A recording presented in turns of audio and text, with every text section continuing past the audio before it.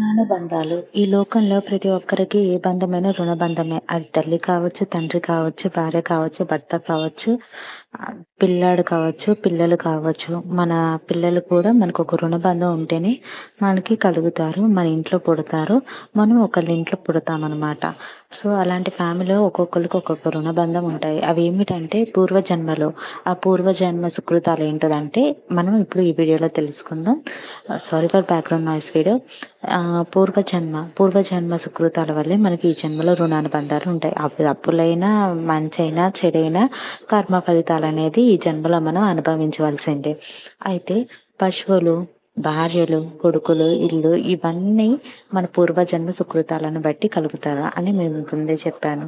అయితే రుణం తీరిపోగానే వారు మన జీవితంలో నుంచి దూరం వెళ్ళిపోతారనమాట. అంటే మన జీవితంలోంచి ఇంకా మనతో ఉండరు, వారు వెళ్ళిపోతారు. అది తండ్రైనా, తల్లైనా, భార్య అయినా, బిడ్డ అయినా, భర్త అయినా, స్నేహమైనా, ఇంకా ఏ బంధమైనా సరే రుణానుబంధం ఉన్నంత టైం వరకు వాళ్ళు మనతో ఉంటారు. తర్వాతకి వాళ్ళు మనతో ఉండరు. కనుక మంచి కానీ చెడు కానీ అంత రుణానుబంధమే అనుకోవాలి. ఈ విషయాన్ని గ్రహిస్తే ఇక బాధ కానీ దుఃఖం కానీ కలవు.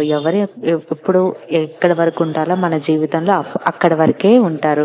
నువ్వు ఎంత చేసినా కానీ వాళ్ళు వెళ్ళిపోవాల్సిన టైం వస్తే వాళ్ళు మన జీవితంలోంచి వెళ్ళిపోతారు. అంటే అదొక లెసన్ మాత్రమే, వాళ్ళ నుంచి మనం నేర్చుకున్న ఒక పాఠం మాత్రమే. దాని నుంచి మనం ముందుకు సాగిపోవాలి, ముందుకు వెళ్ళిపోవాలి. జీవిత గమనం అనేది కొనసాగించాలి. నీ ధర్మాన్ని నువ్వు ఆచరించాలి, పాటించాలి. ముఖ్యంగా ఎప్పుడైనా సరే మనం ఒక ట్రైన్ ఎక్కినా, ఒక రైల్వే స్టేషన్ స్టాప్ రాగానే ఎవరైతే దిగిపోతారో వాళ్ళు మన లైఫ్ నుంచి వెళ్ళిపోయినట్టు. అలాగే జీవితం కూడా, జీవిత ప్రయాణం రైలు లాంటిదే. ఎవరి స్టాప్ వారికి వస్తే అటు సమయం వచ్చినప్పుడు అందరూ దిగిపోతారు, వెళ్ళిపోతారు మన లైఫ్లో నుంచి. దానికోసం మనం బాధపడాల్సిన అవసరం లేదు. సో మెచ్యూర్డ్గా మనం బతకటం నేర్చుకోవాలి. ఇక్కడ జీవితం ఎప్పుడు అన్యాయమే, న్యాయంగా ఎప్పుడు ఉండదు. ఒకరోజు మంచి సుఖం అనుభవిస్తాం, ఒకరోజు దుఃఖం అనుభవిస్తాం, ఒకరోజు రెండూ అనుభవిస్తాము. ఏ రోజు ఎలా ఉంటుందో చెప్పలేము, ఏ నిమిషం ఏం జరుగుతుందో చెప్పలేము. ఆ ఈశ్వరుడికి, ఆ భగవంతుడికి తప్ప ఏ నిమిషం ఏం జరుగుతుందో ఎవరు చెప్పలేము. ఈ ప్రకృతి అనేది మనల్ని కంపల్సరిగా చూస్తుంది. నువ్వు ఆలోచించే విధానాలు, నువ్వు మాట్లాడే విధానం, ఇతరులకు చేసే అపకారమా, ఉపకారమా, నీ యాక్షన్స్ని బట్టి యూనివర్స్ ఎవ్రీథింగ్ నోటీస్ చేస్తూనే ఉంటుంది.